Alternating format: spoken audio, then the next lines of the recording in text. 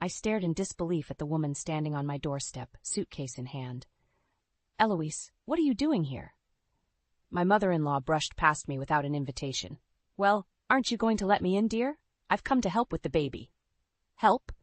I repeated dumbly. My protests were drowned out by the sound of my husband's voice. "Mom, what a wonderful surprise." Dean hurried over and enveloped Eloise in a hug. I watched the scene unfold with rising panic. This couldn't be happening. Eloise was now disentangling herself from Dean's embrace, tutting loudly. "Honestly, you two? This place is a mess. Have either of you lifted a finger to prepare for the baby?" Before I could respond, Dean jumped in. "You're right, Mom. We've been swamped with work. It'll be a huge help having you here." My mouth dropped open. "A help? Dean, we never discussed this." He shot me an apologetic glance. "Babe, don't be like that. My mom just wants what's best for us." Eloise nodded vigorously. "Of course, dear. A new mother needs guidance, after all." Her eyes bored into mine with thinly veiled disdain. I felt something inside me shrivel. This was exactly how it started with Jillian, Dean's sister. Eloise had swept in after Jillian's first child, running roughshod over every boundary until a bitter rift formed. Now she had her sights set on sinking her claws into my family, too. "I don't need any guidance," I bit out. "We're doing just fine on our own." Dean's brow furrowed in that familiar stubborn line. "Don't be rude, Corinne. My mom is trying to help." "Yes, I am." Eloise looped her arm through Dean's in a practiced motion. "But if my support isn't wanted, I understand." Her gaze slid to me, eyes glistening with artificial hurt. I clenched my jaw, fury warring with desperation. I knew how this game ended. If I held my ground, I'd be the vilified one, the ungrateful daughter-in-law who shamed her devoted husband by rejecting his loving mother's overtures. When Dean's pleading expression joined the fray, I felt the last of my resistance crumble. "Fine," I gritted out. "She can stay." Eloise's smile was a rictus of false warmth. "Thank you, dear. I'll try not to be a burden." I caught the gleam of triumph in her eyes and felt the first cold tendrils of dread uncurling in my heart. By allowing Eloise across the threshold, I'd granted her a foothold, and I had the terrible feeling she wouldn't relinquish it without one hell of a fight. True to her word, Eloise was indeed a burden from the moment she arrived. Within days, she had critiqued everything from my housekeeping to my wardrobe. "Really, Corinne, you're going to wear that? It does nothing for your figure." She clicked her tongue in disapproval as I pulled on a loose maternity top. Dean, ever the peacekeeper, tried to intervene. "Mom, lay off."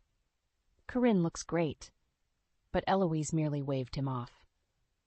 "Of course you'd say that, dear, but a mother needs to speak some hard truths sometimes." Her eyes bored into me again with that familiar disdain. I bit back the urge to snap at her, knowing it would only make me the vilified one in Dean's eyes. I felt the old anger and hurt churning in my gut, the same volatile stew I'd fought so hard not to inflict on my own mother. The final insult came a few days later when I caught Eloise clearing out space in the nursery closet. "What are you doing?" I demanded, my tenuous hold on civility fraying. Eloise didn't even turn around. "Just making room for a few necessities, dear. You can't raise a baby in this pigsty." White, hot fury propelled me forward until I was right behind her. "Those are my things! You can't just throw them out!" "Oh." Eloise arched one perfectly groomed brow. "And where, pray tell? Were you planning to put the changing table? The crib? This tiny space can barely fit the basics." "We were going to move the changing table into the bedroom," I growled through gritted teeth. Eloise tutted again, that same infuriating noise. "Don't be ridiculous. You'll both need your rest. Keeping the baby in your room will only lead to squabbling and sleep deprivation." "It's our baby." The words burst from me like shrapnel. "We'll raise it how we see fit." In an instant, Eloise's expression shifted from feigned concern to cold disdain. "Is that so? From where I'm standing, you're the one acting like a child, dear." My hands clenched into fists, barely resisting the urge to lash out physically. Before I could retort, the sound of Dean's footsteps reached my ears. I watched helplessly as Eloise smoothed her face into a mask of serene innocence. When Dean entered, I fought to keep my composure. "Your mother is throwing out our things." "What?" Dean's gaze swiveled between us, plainly bewildered. "Mom, what's going on?" "Nothing, sweetie." Eloise was the picture of aggrieved gentility. "I was merely trying to make some space. But if Corinne would rather the baby sleep in squalor... That's not what I said. I could hear the shrillness in my own voice. Dean held up his hands in a placating gesture. Hey, let's all just take it easy, okay? The sickly sweet smile was back as Eloise laid a hand on his arm. Of course, honey, you know I only want what's best for you both. In that moment, I saw it all too clearly. Her maddening gaslighting, her manipulation of Dean's emotions to undermine me. Her flagrant disrespect for any boundaries I tried to set. This was why Jillian's family had cut ties. And if I didn't do something soon, Eloise would drive the same explosive wedge into my own marriage. A few days later, I escaped to my friend Maya's house, needing a break from the suffocating tension. I just don't know what to do, I vented as soon as she opened the door. Eloise is driving me crazy. She questions everything I do, oversteps every boundary. Maya ushered me inside, her expression one of sympathy. That's awful, Corinne. Why don't you just kick her out? I've tried. I sank onto her sofa with a groan. But Dean refuses to see how toxic she is. He's completely under her spell. Shaking her head, Maya sat beside me. Men can be so oblivious when it comes to their mothers. Have you tried talking to him again? Yeah, and it's always the same thing. She means well, Corinne. Don't be so hard on her. I threw up my hands in frustration. Meanwhile, Eloise acts like a sweet little angel whenever he's around. That manipulative witch, Maya muttered. I nodded miserably. Exactly. And the worst part is, she's already turning this pregnancy into a total nightmare. Can you believe she invited people over for some stupid baby prep party without even asking me? Maya's eyes widened. She didn't. Oh, she did. My jaw clenched at the memory. Just barged into the kitchen, announcing it like it was a done deal. I've invited the Hendersons and the Wilsons to come over this Saturday to help get things ready. Maya shook her head slowly. That's a major violation of privacy, not to mention safety concerns with strangers in your home. Tell me about it. I laughed bitterly. When I tried protesting, Eloise turned it around like I was the rude one, putting up roadblocks instead of embracing the village that was coming together for us. That's insane. Maya's eyes flashed with anger. She can't just appropriate your pregnancy like that. According to her, she absolutely can. When Dean backed her up on it, I trailed off, feeling defeated all over again.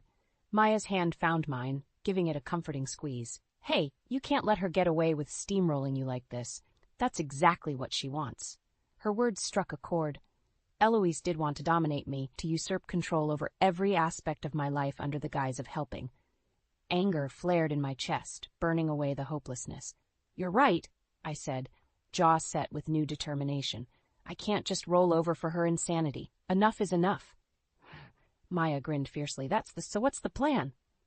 100 possibilities flickered through my mind, each more outrageous than the last. But one in particular made me pause. A half-formed scheme taking root. Actually, I said slowly, I might have an idea. A few days after my visit with Maya, the final straw came in the form of a shattered vase. I returned home from running errands to find Eloise rummaging through my closet again. Clothes and shoes were strewn everywhere. What the hell is going on here? I demanded, hands clenching into fists. Eloise didn't even turn around. Such language, Corinne. Hardly befitting for a mother. Befitting? I echoed, anger making my voice tremble. How about basic privacy and respect? That got her attention. Eloise swiveled to face me, mouth pinched in displeasure. Don't be so dramatic, dear. I was merely trying to clear out some space. By destroying my closet? Those are my things. Clutter and chaos, more like, she sniffed disdainfully. You'll thank me once the nursery is ready. Something inside me snapped at her sheer entitlement. Get out, I bit out through gritted teeth. Get out of my house right now. Eloise's eyes went wide with unconvincing hurt. Corinne, surely you don't mean... I mean it, I overrode her sharply. You've overstayed any welcome you might have had. Pack your things and leave. For a moment, she seemed taken aback by my vehemence. But her recovery was swift, lips curling into a disdainful smile. You poor, deluded girl. You honestly believe you have any authority here? Her tone was laced with patronizing pity. This is my son's home, and whether you like it or not, I'll always have a place in it. White-hot fury lanced through me. Before I could retort, the sound of shattering glass rent the air as my foot knocked over a vase. Eloise's hand flew to her mouth in theatrical dismay. "You clumsy child! Those were antique Venetian, you foolish girl!" I opened my mouth, any remaining respect I'd harbored for this woman withering on my tongue. But it was Dean's voice that cut through the tension. "What's going on?" I heard a crash. He took in the scene with bewildered eyes, the clothes strewn everywhere, my flushed cheeks, Eloise's look of carefully crafted dismay. Before I could say a word, she pounced. "Oh, sweetie, it was simply dreadful. I was only trying to help organize a bit, and Corinne just flew into a rage." "What?" I choked out. "That's not shattered that priceless vase your grandmother left me in a fit of uncontrolled temper." Eloise went on, tears welling artfully in her eyes. "I did not." I turned desperately to Dean. "She was going through my things again without permission." But the damage was done. Dean's expression was a kaleidoscope of conflicting emotions, disappointment, anger, hurt, all directed at me. "That's enough," he said lowly. "We'll discuss this later. Mom, why don't you go lie down?" With a tremulous sob, Eloise nodded and exited the room. I was left alone with Dean, suddenly bone-weary under the weight of his stony glare. "Well?" he prompted after a stilted silence. "What do you have to say for yourself?" I opened my mouth, 1,000 recriminations on my tongue. But in that moment I knew no defense would be enough to sway him. Dean was too entrenched in his blind support of his mother. My shoulders sagged in defeat. What was the point of fighting a war I couldn't win? That night, as I lay awake in bed, the first flickers of another strategy began taking shape. If shouting matches and explosive confrontations failed, perhaps a more subtle approach was needed. Eloise wanted to undermine me? Well, two could play at that game. Only this time I'd strike with stealth and cunning rather than blunt force. After all, she'd taught me well in the art of deception and revenge. The next morning, I awoke with a newfound sense of purpose. As Eloise swept into the kitchen, serene as ever, I forced a placating smile. "Good morning. I'm so sorry about my outburst yesterday. The pregnancy hormones, you know." I let out a self-deprecating chuckle. Eloise's eyes narrowed fractionally before she smoothed her features. "Well, I certainly understand how unsettling this transition can be, dear." "Exactly." I nodded in agreement. "Which is why I'm so grateful to have your guidance. You're absolutely right. I need to start nesting and embrace the village rallying around us." Her smugness was palpable, suspicion forgotten. "I'm pleased you've finally come to your senses."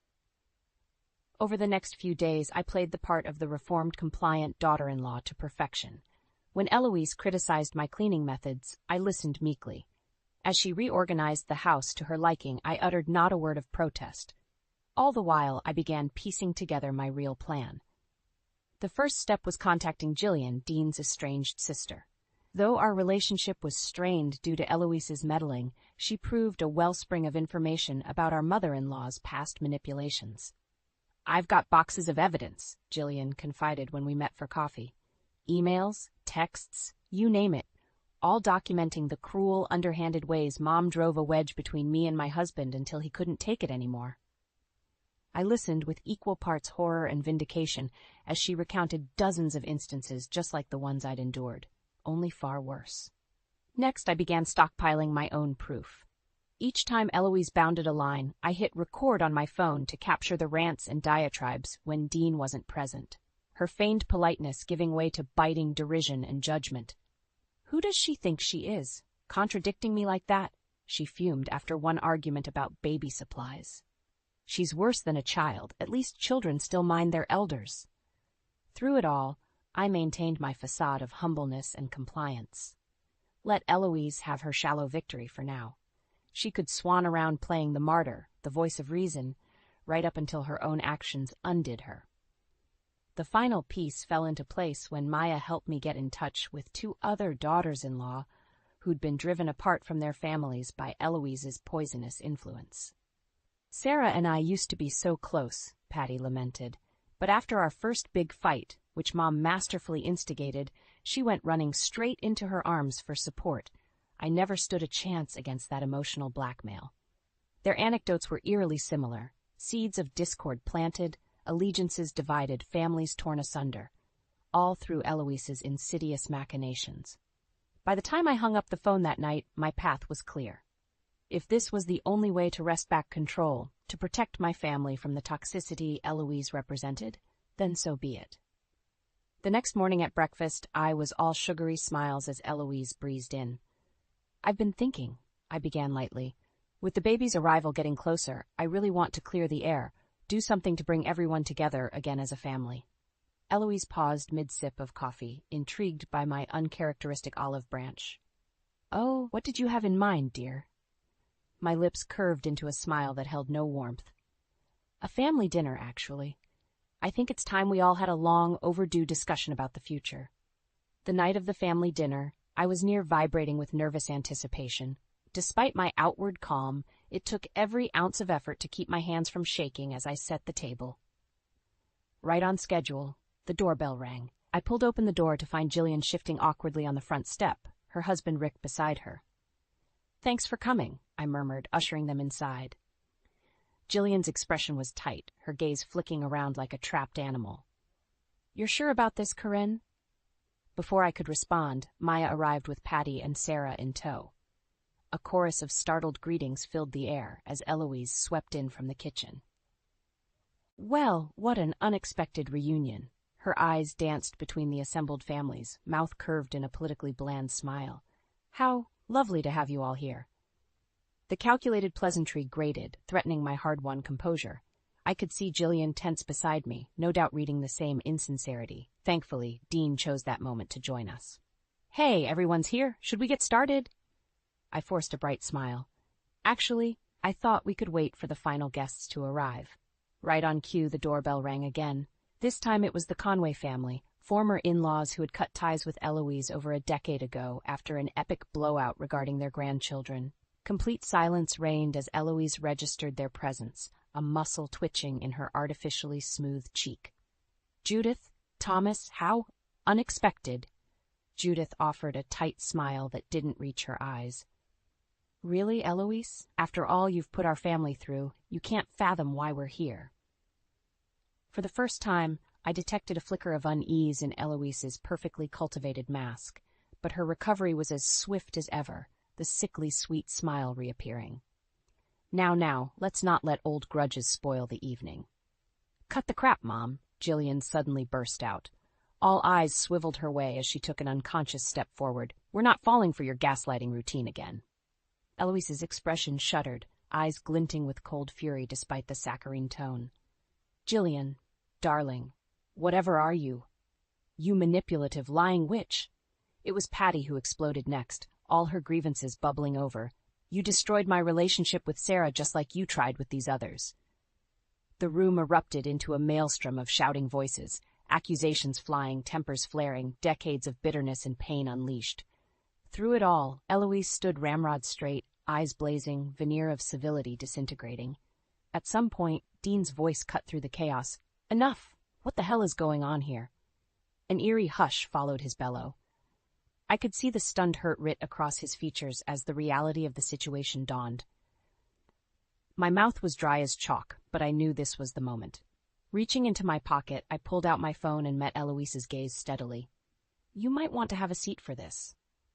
The first recording began to play, anger and condescension dripping from Eloise's tinny voice as she ranted about me. Then another file, more vicious put-downs and criticisms, and another after that, the damning evidence piling up one after another. Eloise paled, seemingly struck dumb. Dean's expression morphed from disbelief to stunned hurt to white-hot rage, as each new vileness issuing from his mother's lips assailed him. By the time the final recording clicked off, a profound silence had fallen over the room. I could see it all clicking into place for Dean, the missing puzzle pieces, the half-sensed deceptions. Finally he turned to Eloise, face like chiseled stone. "Get out!" Her mouth worked soundlessly as she struggled to find her footing. "Sweetheart, you don't understand." "I said get out!" Dean's roar made us all flinch. "I want you gone, Mom, tonight." To her credit, Eloise didn't argue further, shoulders slumped in rare defeat. She turned and walked out of the dining room, out of our lives. Only then did the euphoric chatter and embraces erupt around me. But all I could feel was the searing ball of hatred still burning in my belly, despite my victory. Because as satisfying as her downfall was, I knew it was only the beginning of making her pay. A tense silence fell over the dining room after Eloise's abrupt exit. I could sense the weight of 1,000 unspoken questions, accusations, and recriminations hanging in the air between Dean and the assembled families. Judith Conway was the first to break it. "Dean, I know this is a shock, but your mother's behavior—" "Don't." Dean's voice was little more than a ragged croak as he held up a hand. "Just don't." He dragged his palm down his face, suddenly looking decades older. When his eyes finally lifted to meet mine, they were haunted. "You knew about all of this vindictiveness, the cruelty." It wasn't quite an accusation, more a pleading for context, for something to make sense of the shattered reality before him. I swallowed hard against the surge of bitterness that welled in my throat. How many times had I tried explaining, only to be brushed aside? But righteous anger would only push him further away now. "I suspected for a while," I admitted quietly, "but I could never get through to you, Dean. Eloise was always able to gaslight me, twist the reality to make me seem irrational." He flinched slightly at her name, then sank heavily into a dining chair. The wariness emanating from him was a physical force. "So that's why you brought everyone here." Rick broke the stilted silence, realization dawning. "To gang up and force the truth." I opened my mouth to protest the callous phrasing, but Patty jumped in quickly. "Not gang up," she said firmly. "Corinne had to take drastic steps because of how thoroughly Eloise isolated us all, divided and conquered to maintain control." A dull flush crept up Dean's neck as he digested her words. I could practically see the pieces clicking into place, memories and long-buried doubts resurfacing to be viewed under a new, but unerringly honest light. Jillian reached across the table, placing a tentative hand over his. "I didn't want to believe it at first either. Not about Mom." Her lips twisted in a rueful approximation of a smile, but her awfulness became impossible to ignore after a while. Dean's jaw clenched hard, eyes glistening with shame, anger, a kaleidoscope of volatile emotions. When he spoke again, the words emerged muffled, as if forced between gritted teeth. "All this time? The horrible things she said about you." His haunted gaze found mine again, as the gravity of his betrayal seemed to crash over him in waves. While I just stood by and let her. A pregnant pause lingered as the hurt, the accusation remained unspoken.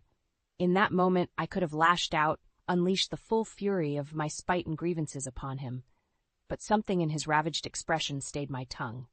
Because as righteous as my anger burned, his anguish ran equally deep. My husband had been gaslit, masterfully manipulated by a toxic parent, just like the others in this room.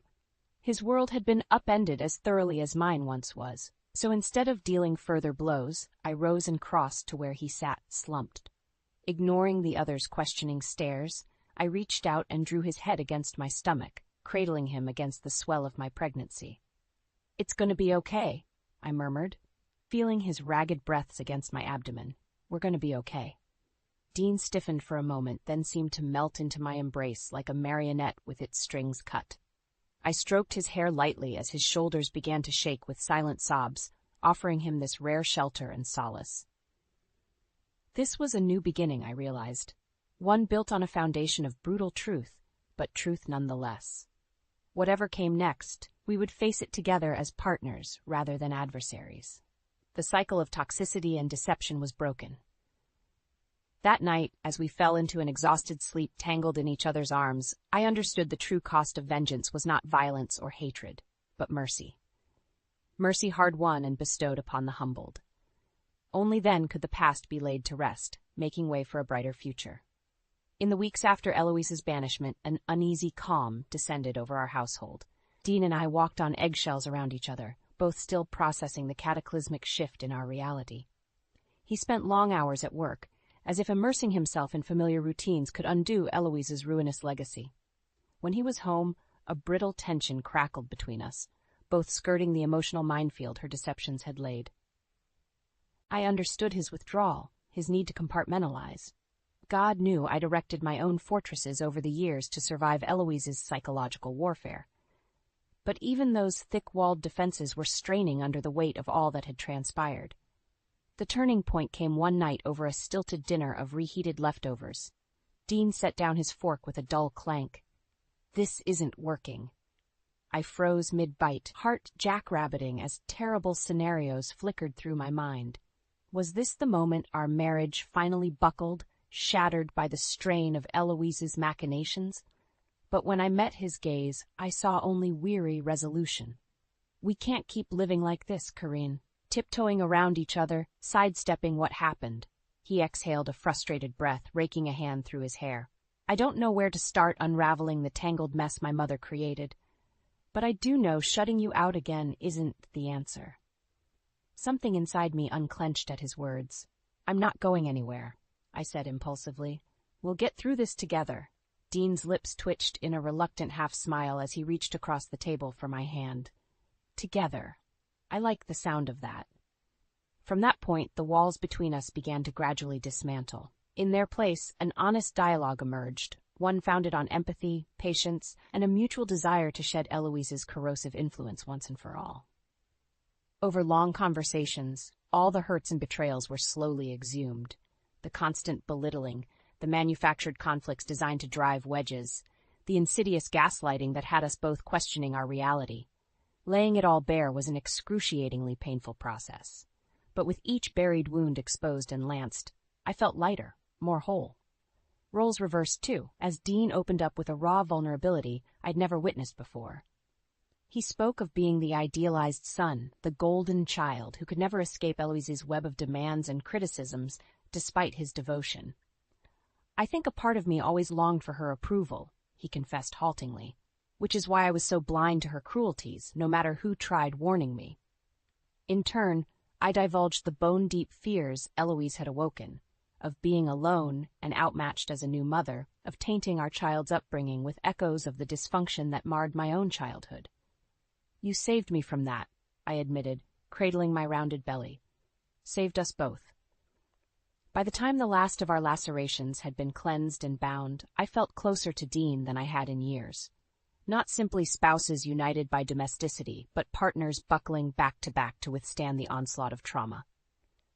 Our bedroom became a sanctuary again, a sacred space reclaimed from the toxic taint of Eloise's influence. Physical intimacy took on new, profound dimensions as we relearned each other's boundaries and needs. Countless tender moments stitched past wounds into a new, stronger whole. The nursery, too, was an exercise in co-creation. Dean and I labored side by side, meticulously outfitting the space with every necessity, and not a single item imposed by his mother's interference. We emerged scarred, yes, but also formidably unified, an immovable bulwark erected to deflect any resurgence of Eloise's malice. When our daughter arrived 2 months later, squalling and perfect, we were girded for the challenges ahead. Absolutely nothing would disrupt the hard-won peace of our newly reclaimed lives. As I cradled my newborn's warmth against my chest, I knew this child would never want for security, stability, love. Those insidious cycles of toxicity ended with us. Eloise's shadow no longer touched this family. We had stepped, finally, into the light.